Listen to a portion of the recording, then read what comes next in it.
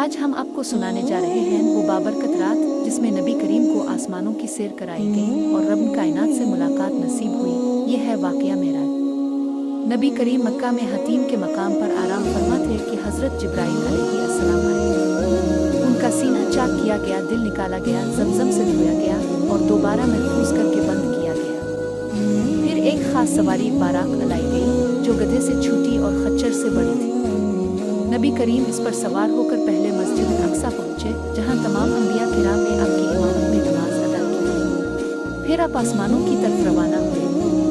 पहले आसमान पर हज़रत इदम, दूसरे पर हज़रत असा और हज़रत, तीसरे पर हज़रत उस, चौथे पर हज़रत इदरसन, पांचवीं पर हज़रत हारून, छठे पर हज़रत मूसा और सातवें आसमान पर हज़रत इब्राहिम से मुलाकात हुई।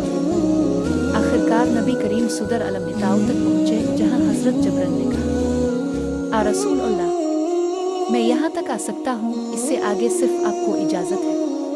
और वहाँ नबी ने वो मकाम पाया जहाँ अल्लाह रब्बुल इज़्ज़त ने खुद नबी करीम से बराह रास्त कलाम फरमाया। और यही वो मौका था जब नमाज उम्मत मोहम्मद के लिए फ़र्ज़ की गई, पहले 50 फिर 5 वक्त, मगर अजर 50 का। मेराज सिर्फ एक सफ़र नहीं था, ये ईमान की बुलंद तरीन अलामत है। आज भी अगर हम नमाज कायम करें तो हम भी रब से रूहानी मुलाकात कर सकते हैं। नमाज वो तोहफ़ा है जो नबी मेराज की रात आसमान से लेकर ज़मीन पर लाए। सुभान अल्लाह, क्या हम इस तोहफ़े की कदर करते हैं? आज ही नमाज की तरफ रुजू करें, क्योंकि ये मेराज की निशानी है।